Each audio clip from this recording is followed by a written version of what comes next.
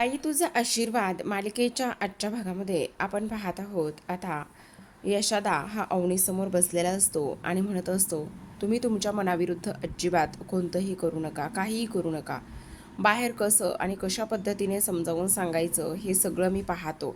आणि त्यानंतर तो आता स्वतःच्या डोक्यावर हात मारून घेत असतो आणि बाहेर सांगायला निघालेला असतो. तेव्हा राजा त्याच्याशी काहीतरी बोलण्याचा प्रयत्न करत असतो, पण यशादा मात्र राजाला शांत करत असतो आणि म्हणत असतो, आत्ता तू काहीच बोलणार नाही आहेस. तू फक्त आणि फक्त ऐकून घेणार आहेस, तू शांत बसणार आहेस आणि मी सगळं सांभाळतो. तुम्हाला काळजी करण्याची काहीच गरज नाही आहे. तू शांत बस राजा, असं आता यशोदा म्हणत असतो. त्यानंतर तो बाहेर जाण्याचा प्रयत्न करत असतो, पण तेवढ्यातच राजा यशोदाला आवाज देतो, थांबवण्याचा पूर्ण प्रयत्न करतो. पण आता इथे तो त्याच्यासमोर पुन्हा हात जोडून उभा असतो आणि म्हणत असतो, तुला शांत बसण्याची गरज आहे.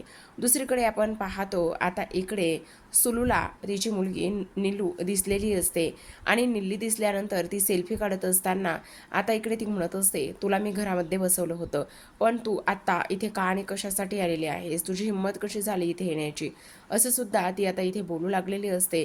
आणि त्यावेळेला मात्र आता इथे ती म्हणत असते, अगं माझ्या पायाने आले. मग आता इथे जो दत्तू आहे तो सुद्धा म्हणत असतो, काय गरज होती तुला इथे येण्याची. मग तेव्हा ती म्हणत असते, असं कसं नाही येणार, माझ्या मामाने मला आमंत्रण दिलं होतं आणि माझ्या मामाच्या मुलाचं इथे रिसेप्शन पार्टी आहे, त्यामुळे मला तरी यावंच लागणार आहे ना, असं म्हणून ती आता कशीबशी पायलच्या पाठीमागे लपून बसलेली असते.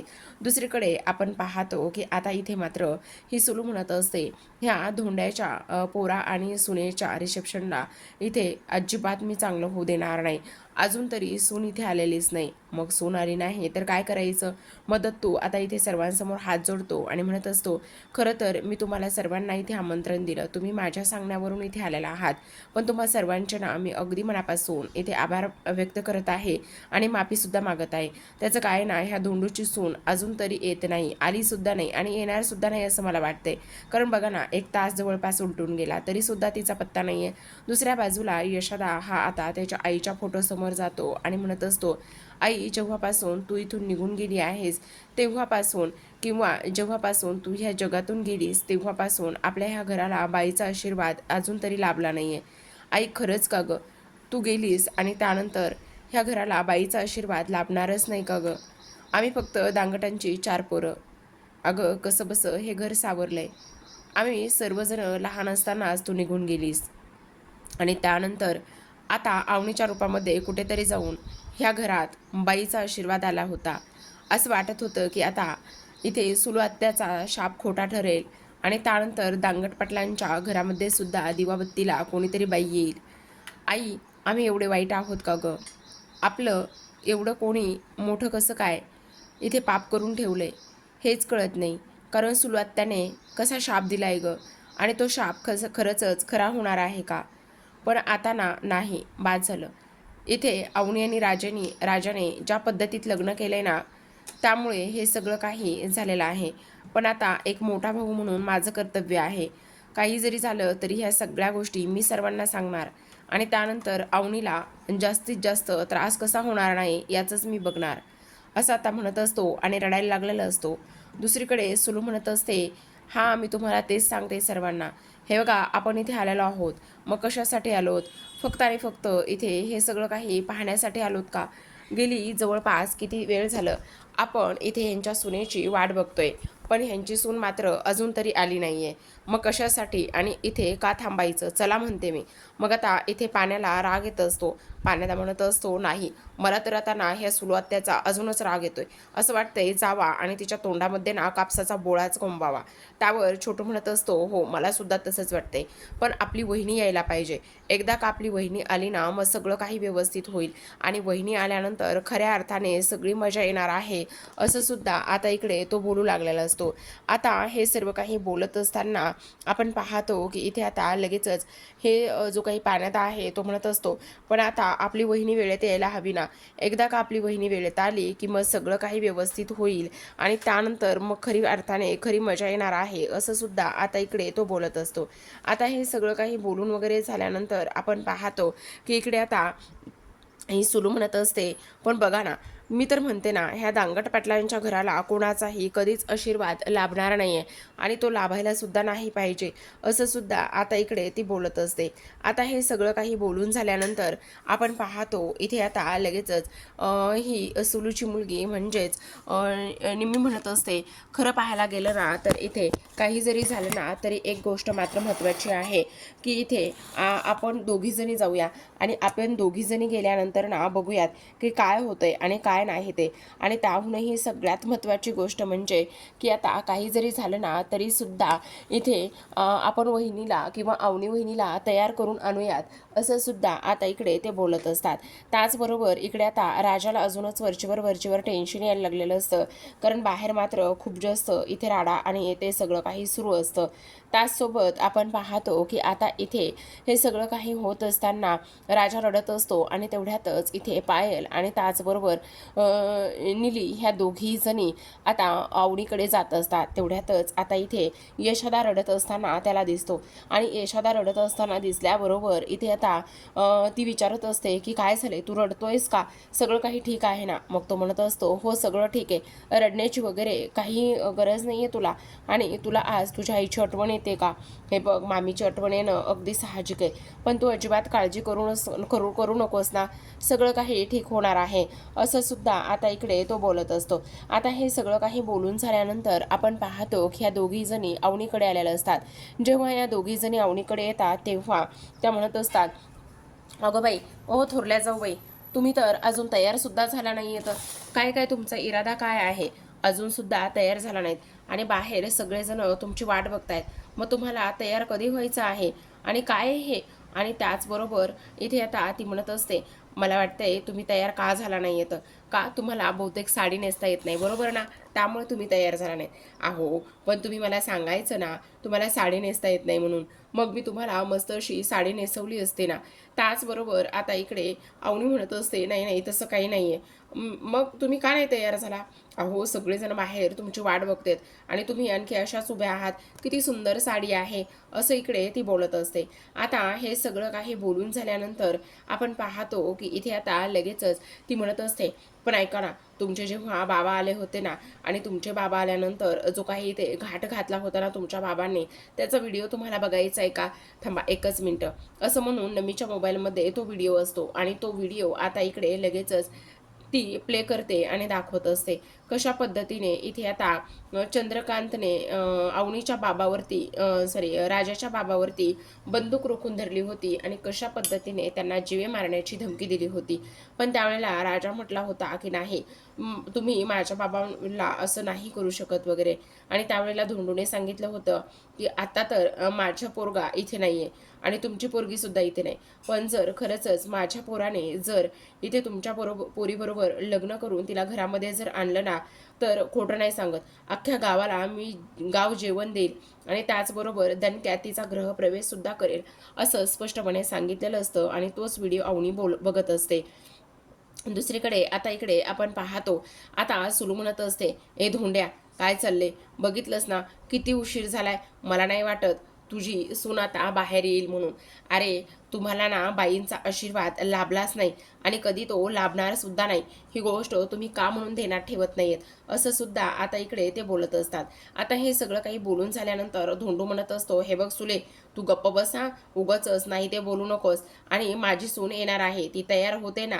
अगं पोरींना तयार होण्यासाठी वेळ लागतोय, आमच्या घरामध्ये कसं कोणी बाई माणूस नाहीये आणि आमच्या घरामध्ये कसं कोणी बाई माणूस नसल्या कारणाने इथे थोडाफार तरी उशीर लागणारच ना.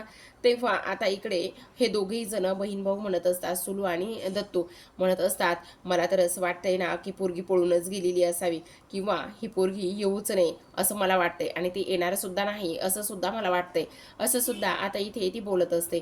आता हे सगळं काही बोलत असताना दुसरीकडे आपण पाहतो अवनीने तो व्हिडिओ पाहिलेला असतो आणि अवनीने तो व्हिडिओ पाहिल्यानंतर तिला धक्काच बसतो. मग आता तो मोबाईल काढून घेण्यात येतो आणि त्यानंतर ती म्हणत असते, अहो पण थोरल्या जाऊबाई तुम्हाला सांगू का, फार उशीर झालाय हो, तुम्ही लवकरात लवकर आवरून बाहेर यायला पाहिजे, कारण सगळेजण ताटकळत बसलेत आणि त्याचबरोबर सगळेजण तुमची वाट पाहतायत, तुम्ही जर नाही आलात तर मग काय होईल ह्या गोष्टीचा तरी विचार करा एकदा. चला पटकन बरं तयार व्हा बरं. मग आता तयार व्हा असं म्हटल्याबरोबर इथे अवनीला राग येतो. अवनी म्हणत असते, एक मिनिट, तुमचं काय आहे इथे, तुम्ही तुमचं जा बरं, मला माझी स्पेस हवी आहे. तुम्ही तुमच्या निघून जा बरं, आणि मला तयार व्हायचं की नाही आणि यायचं की नाही ते माझं माझं मी बघन, असं सुद्धा आता इथे ती बोलत असते. त्याचबरोबर आता इकडे ती म्हणत असते, अहो थोरल्या जाऊबाई, खरं तर इथे तुम्हाला सांगू का, म्हणजे तुमची जोडी ना एक नंबर, नाही नाही आमची जोडी अगोदर एक नंबर आहे, तुमची 2 नंबर. मग आता इथे नमू म्हणत असते, काय म्हणालीस, नाही नाही सॉरी, खरं तर ना इथे आमची जोडी जी आहे ना ती 3 नंबर आणि तुमची 2 नंबर आणि ह्यांची 1 नंबर, असंच ना. असं म्हटल्याबरोबर आता पुन्हा अवनीला चिड येते. अवनी चिडत असते आणि अवनी चिडल्याबरोबर तिला म्हणत असते, तुमच्या पाया पडते, तुम्ही मात्र आत्ताच्या आत्ता इथून निघून जायचं आहे. काही जरी झालं ना तरी सुद्धा आम्ही तुमचं काहीच ऐकून घेणार नाही. चालत्या व्हा आत्ताच्या आत्ता इथून, असं म्हणून आता इकडे अवनीने मात्र त्या दोघींना सुद्धा तिथून बाहेर काढून दिलेलं असतं. जेव्हा त्या दोघींना तिथून ती बाहेर काढून देते तेव्हा मात्र इकडे आता धुंड म्हणत असतो, खरं तर मला आता चांगलंच टेन्शन यायला लागलेलं आहे. मला माझी बाटली शोधावीच लागणार आहे. म्हणून बाहेरच्या अंगणामध्ये ती बाटली शोधायला येतात, पण त्यांना बाटली कुठेच सापडत नाही. शेवटी तिथे एका खिडकीमध्ये बाटली सापडते आणि ते बाटली घेतात आणि त्यानंतर जाणार तेवढ्यातच आता इथे राजा कोपऱ्यामध्ये बसलेला असतो तयार होऊन. मग आता तयार होऊन बसल्यानंतर तो सिट्टी वाजवतो. सिट्टी वाजवल्याबरोबर इथे आता लगेचच धुंडूचं लक्ष राजाकडे जातं आणि राजाकडे गेल्यानंतर ते म्हणत असतात, अरे अरे अरे अरे, माझं पोरगं इथं बसलंय, म्हणजे कोणाचीही नजर लागू नये. आज सगळ्या लोकांचं लक्ष माझ्या ह्या पोरांकडेच येणार आहे. आज सगळी लोक माझ्या पोराकडे पाहूनच कौतुक करणार आहे, सोहळा थाटणार आहेत आणि कोणाचीही नजर लागायला नको माझ्या पोराला, असं ते बोलत असतात. आणि तेव्हा इथे आता ते म्हणत असतात, पण काय रे, चल ना, तुझी बायको म्हणजेच ह्या घराची सुनबाई अजून किती वेळ लावणार आहे तयार होण्यासाठी, हे बघ लवकरात लवकर तिला तयार व्हायला सांग. आणि तुला सांगू का, त्या सुलूजने दिलेला शाप मला इथे खोटा पाडायचा आहे. अरे माझीच बहीण असून मला शाप दिला आणि मला सांगितलं की तुझ्या घराला कधीही बाईचा आशीर्वाद लाभणार नाही आणि तुझ्यामुळे आज ते सगळं शक्य झालंय. तू जर अवनीसोबत लग्न केलं नसतंस तर काय झालं असतं, आणि अवनीसोबत लग्न करून आपल्या घराला बाईचा आशीर्वाद लागलाय आणि त्यामुळे त्या सुलूचा शाप खोटा ठरलाय. दुसरीकडे ह्या दोघी जणी बाहेर आलेल्या असतात आणि म्हणत असतात, काय बाई ह्या थोरल्या जाऊबाई जरा ना चिडचिडच करतात. मग त्या नमी म्हणत असते, काही नाही ग तसं, तिला टेन्शन असेल, तिचे बाबा आजारी आहेत ना आणि त्यामुळे हे लग्न सुद्धा अशा पद्धतीने झाले ना, त्यामुळे कदाचित तिला टेन्शन असेल, पण तू काळजी करू नको, चल बरं येतील त्या पटकन. आता ह्या दोघींचं बोलणं सुद्धा इथे आपल्या यशोदाने ऐकलेलं असतं. दुसऱ्या बाजूला आपण पाहतो की आता धोंडो म्हणत असतो, नाही नाही, आज माझ्या पोरांसाठी आनंदाचा दिवस आहे. काही जरी झालं ना तरी सुद्धा मी इथे दारूचा एक घोट सुद्धा पेणार नाही किंवा दारूला मी हात सुद्धा लावणार नाही, असं सुद्धा आता इकडे तो बोलत असतो. त्यानंतर ह्या दोघी जणी बाहेर आल्यानंतर आता यशाला म्हणत असतात, यशोदा तू अजून इथेच आहेस. मग आता इथे नमीला सुद्धा थोडं टेन्शन आलेलं असतं की यशा नेमकं का बरं बोलत नाहीये आणि त्याला काय झालेलं असेल, सगळं काही ठीक तर असेल ना, असा विचार आता इकडे ती करत असते. आणि ह्याचा विचार केल्यानंतर लगेचच आता इकडे अवनी विचार करू लागते, खरं तर ह्या घरातल्या लोकांनी माझ्यासाठी आतापर्यंत किती काय काय केलंय आणि त्याचबरोबर ह्या लोकांना काय अपेक्षा आहे माझ्याकडून. मान्य आहे हे लग्न खोटं आहे, पण इथे तो माझ्यावर हक्क दाखवत नाही किंवा मला कोणत्या बंधनात ठेवत नाही. आणि त्याहूनही सगळ्यात महत्त्वाची गोष्ट म्हणजे जर त्याने लग्न माझ्यासोबत केलं नसतं तर आज विवांबरोबर माझं काय झालं असतं. आणि ह्या सगळ्या गोष्टीमुळे मला त्याला कुठेतरी जाऊन त्या सगळ्या गोष्टीची परतफेड केली पाहिजे का, असा विचार अवनी करत असते. आणि त्यानंतर यशोदा बोलला की आमच्या घराला बाईचा आशीर्वाद लाभला नाही, पण तुम्ही काळजी करू नका. हे बघा, तुम्हाला आम्ही कोणीही काही बोलणार नाही आहोत. काही जरी झालं ना तरी सुद्धा तुमच्या कोणत्याही स्वप्नांच्या आड आम्ही येणार नाही आहोत. आणि मी आत्ताच्या आत्ता बाहेर जातो आणि हे सगळं काही सांगतो की इकडे काही जरी झालं तरी सुद्धा तुम्ही इथे लग्न जरी केलेलं असलं तरी हे खोटं लग्न आहे, ह्या सगळ्या गोष्टी मी बाहेर जाऊन सांगतो, असं आता तो बोलत असतो. आणि बोलल्यानंतर ते शब्द अवनीला आठवत असतात. आता इकडे अवनी त्या साडीवरून हात फिरवत असते आणि तिचे विचार बदलायला सुरुवात झालेली असते. दुसरीकडे आपण पाहतो पाहतो हा यशोदा आता इकडे रिसेप्शनच्या ठिकाणी घरातून निघालेला असतो. म्हणजे बाजूलाच असतं त्यांच्या अंगणामध्येच, पण घरातून तिथे जातो. इकडे दुसऱ्या बाजूला ह्या दोघी जणी जातात आणि दोघी जणी गेल्यानंतर आता म्हणत असतात आम्हाला तर काय चाललंय कळतच नाही. मग आता इथे पाण्यादा आणि छोट्या म्हणत असतो बापरे बाप, अजून सुद्धा वहिनी आली नाहीये. वहिनीने आतापर्यंत यायला हवं होतं. वहिनी अशी कशी वागू शकते आणि त्याचबरोबर वहिनीचं काय चाललं आहे तेच मला काही कळत नाही, असं सुद्धा आता इकडे तो बोलत असतो. चला ना आपण वहिनीला घेऊन यायचं का. आता इकडे दुसऱ्या बाजूला हे दत्तो आणि त्याचबरोबर सुलू गावकऱ्यांना म्हणत असतात आपण काय फक्त इथे लाडू खायला आलोय का नुसता टाइमपास करायला आलोय. आपण आलोय ह्या धोंड्याची सून बघायला, पण हा धोंड्या म्हणतोय जेवण करा आणि लाडू का. आपल्याला काही घरी जेवायला आणि लाडू खायला नाहीयेत का. आपण का आणि कशासाठी आपला इथे टाइम वेस्ट घालतोय. दत्तू म्हणत असतो चला चला चला, आपल्याला इथे थांबायची आणि टाइम वेस्ट करण्याची काही गरज नाही. का आणि कशामुळे आपण इथे थांबतोय. चला आत्ताच्या आत्ता इथून निघून गेला पाहिजे, असं इकडे तो बोलत असतो. आणि तेव्हा सुलू मात्र सगळ्या आलेल्या गावकऱ्या मंडळांना तिथून उठवण्याचं काम करत असते आणि म्हणत असते आपण इथे नाही थांबू शकत आहे. आत्ताच्या आत्ता आपल्याला इथून निघून जायचं आहे, असं ती बोलत असते. मग आता ह्या दोघी जणी म्हणत असतात काय धाकट्या जाऊ बाई, काय करायचं काहीच कळत नाहीये. अजून तर आवणी आलेली सुद्धा नाहीये. येईल येईल, नको काळजी करायला. मग आता इथे धोंडू स्टेजवरती जातो आणि माईक पकडत असतो आणि म्हणत असतो थांबा थांबा थांबा. हे बघा, तुम्ही माहिती आहे मला, तुम्ही इथे फक्त आणि फक्त ह्या दांगट पटलांची सून बघायला आलात. अहो पण जरा तरी थांबा ना. मी तुम्हाला सांगतोय ना की माझी सून इथे येणार म्हणून. मग माझी सून इथे तिचं तोंड पाहिल्याशिवाय तुम्ही कसं जाणार. मी काय म्हणतो तोपर्यंत ना तुम्ही एक काम करा, तुम्ही लोक ना तोपर्यंत जेवण करा. तुमची एकदा का जेवण झाली ना तोपर्यंत माझी सून येईलच, असं म्हणून आता लगेचच आचार्यांना तो आवाज देत असतो आणि आचार्यांना आवाज देऊन जेवायला वाढायला लावत असतो. पण सुलू मात्र म्हणत असते नाही, कोणी काही थांबणार नाही. पण शेवटी आता इकडे धोंडूच्या शब्दामुळे सगळी लोक पुन्हा आहे त्याच ठिकाणी थांबायला सुरुवात करतात. तेवढ्यातच आता आचार्य म्हणत असतो हे बघा हे बघा, राजादा आलेला आहे. मग आता धोंडू म्हणत असतो बघा बघा बघा, माझा पोरगा आला, आता सून सुद्धा येणार आहे, असं म्हटल्यानंतर आता इकडे सगळ्यांना धक्का बसतो. पण आता सुलू म्हणत असते बापरे, हा तर आला आहे. मग हा आल्यानंतर आता काय होणार आहे, म्हणजे ह्याची सून सुद्धा येते की काय, असा सुद्धा आता इकडे तो विचार करू लागलेला असतो. आता ह्या सगळ्या गोष्टींचा विचार केल्यानंतर इथे आता लगेचच धोंडू म्हणत असतो बघा माझा मुलगा आला की नाही. मग आता सुलू म्हणत असते अरे अरे धोंड्या, तुझ्या पोराला तर आम्ही उठता बसता रोजच पाहतो, पण तुझी सून कुठं आहे. तुझ्या सुनेसाठी आम्ही इथे आलेलो आहोत. तुझी सून येत आहे की नाही. तुझ्या सुनेला ताबडतोब बोलव. जोपर्यंत तुझी सून येत नाही तोपर्यंत आम्हाला इथे थांबायचं नाही आणि आम्ही तुझ्या सुनेला इथे पाहायला आलोय, ना तुझं जेवायला आलोय नाही तुझ्या पोराला पाहायला आलोय, असं म्हणता क्षणी आता इकडे मात्र यशोदा म्हणत असतो थांबा थांबा 2 मिनिटं थांब. आता तो पाठीमागे दरवाजाकडे पाहतो यशोदा आणि त्याच्या लक्षात येतं की अवनी नाही येऊ शकत आहे. मग आता मलाच काहीतरी केलं पाहिजे म्हणून यशोदा हा स्टेजकडे जातो आणि अण्णाच्या हातातला माईक काढून घेतो आणि लगेच आता राजा यशोदाला थांबवण्याचा पूर्ण प्रयत्न करत असतो. पण आता यशोदा थांबत नसतो, राजाकडे रागानेच पाहत असतो. तेव्हा यशोदा म्हणत असतो खरं तर तुम्ही आमच्या आग्रहाला मान देऊन इथे आला, तुमची उपस्थिती दाखवली, त्याबद्दल खरंच तुमचे मनापासून आभार बरं का. आणि तुम्हाला एक गोष्ट सांगू का, सुलू आत्याने आम्हाला आमच्या घराला शाप दिला होता. तेव्हा सुलू म्हणत असते ए ए ए यशोदा गप्प बस जरा, तुझं काही आम्ही इथे भाषण ऐकायला आलो नाहीये.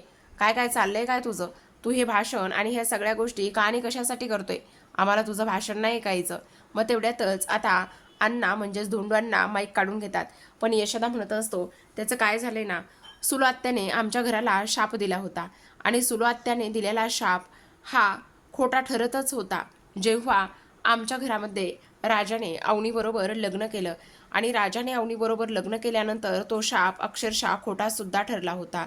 पण पण असं म्हणता क्षणी आता इकडे धोंडूचं लक्ष येणाऱ्या अवनीकडे जातं आणि अवनी लगेचच म्हणत इथे अवनीकडे गेल्यानंतर धोंडू म्हणत असता अरे अरे अरे अरे बघ बघ बघ, दांगट पाटलांची सून आली, अवनी आली अवनी आली, असं म्हणता क्षणी आता सगळ्यांचं लक्ष येणाऱ्या अवनीकडे जातं. येणाऱ्या अवनीकडे सगळ्यांचं लक्ष गेल्यानंतर इथे यशोदाला आनंद झालेला असतो, कारण आज इथे दांगट पाटलांची लाज राखलेली असते. तर दुसरीकडे मनोमनच आता इकडे राजासुद्धा आभार मानू लागलेला असतो. पण सुलूच्या मात्र चेहऱ्यावरचा रंग पडलेला असतो ती विचार करत असते की ही पोरगी नेमकी आली कशी. ह्या पोरीनं तर इथे आता हे लग्न खोटं खोटं केलं होतं आणि खोटं खोटं लग्न करून ही पोरगी आली आणि त्यानंतर आता इथे रिसेप्शनसाठी सुद्धा हजर झाले. मग हे सगळं काय आहे असा विचार आता इकडे सुलूच्या मनामध्ये आलेला असतो. पण जेव्हा अवनी तयार होऊन येते, अवनीने तीच दिलेली साडी सुंदर अशी नेसलेली असते. जेव्हा अवनी येते तेव्हा मात्र सगळं पब्लिक उठून उभा राहतं आणि येणाऱ्या अवनीकडे पाहतच असतं. अवनी मात्र आज कमाल दिसत असते. तिने नेसलेली साडी, त्याचबरोबर केसात माळ्याला तो गजरा आणि घातलेले दागिने, हे सगळं काही पाहून दांगट पाटलांची खरी सून ती शोभत असते.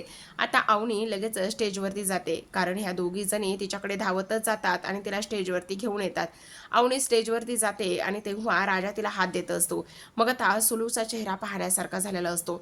तेव्हा आता इकडे ह्या दोघी जणी म्हणत असतात, पायल म्हणत असते, खरं तर दोघे जण किती छान दिसतात ना, मेड फॉर इच अदर, हो की नाही. तेव्हा ती म्हणत असते, हो खूपच कमाल दिसत आहेत ते. आणि तेव्हा आता इकडे अवनी राजाला म्हणत असते, तुला एक गोष्ट सांगू का, सगळ्यात महत्त्वाची म्हणजे की हे बघ, इथे का आणि कशासाठी मी आलेले आहे, तर फक्त आणि फक्त इथे आता मी एकाच गोष्टीसाठी आलेले आहे आणि ती म्हणजे की फक्त इथे तुझ्या घरच्या लोकांचा विचार करून मी इथे आलेले आहे. पण राजा म्हणत असतो, त्या सगळ्या गोष्टीसाठी अगदी मनापासून थँक्यू. तर आता प्रेक्षकांनो, आजच्या भागामध्ये एवढंच. उद्याचा भाग पाहायचा असेल तर नक्की चॅनलला सबस्क्राईब करा, कारण उद्याच्या भागामध्ये आता इकडे धोंडू सगळ्यांसमोर इथे ह्या दोघांचं कौतुक करत असतो आणि त्या दोघांनाही एकमेकांच्या गळ्यामध्ये हार घालायला सांगतो. पण तेवढ्यातच आता अवनी आणि राजा हे ते हार घेतात आणि स्वतःच्या गळ्यामध्ये स्वतःच हार घालून घेतात. आणि तेव्हा धोंडू म्हणत असतो, अरे वा वा वा, या पोरांनी तर हार सुद्धा घालून झाले आहेत, असं इकडे ते बोलत असतात.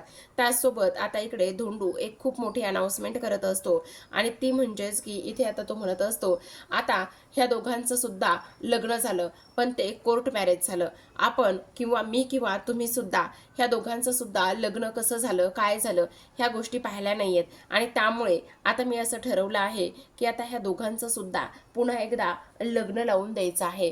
असं बोलल्याबरोबर आता मात्र अवनी आणि राजा ह्या दोघांना सुद्धा धक्काच बसतो. आता हे लग्न होईल का, किंवा कशा पद्धतीने हे लग्न विधिवत पद्धतीने होऊ नये आणि थांबावं म्हणून अवनी आणि राजा प्रयत्न करतील, हे पाहणं फारच इंटरेस्टिंग आहे. तर अशाच नवनवीन मालिकांचे अपडेट्स आणि त्याचबरोबर रिव्ह्यू पाहायचे असतील, जाणून घ्यायचे असतील तर नक्की चॅनलला सबस्क्राईब करा आणि पाहत रहा बाई तुझा आशीर्वाद.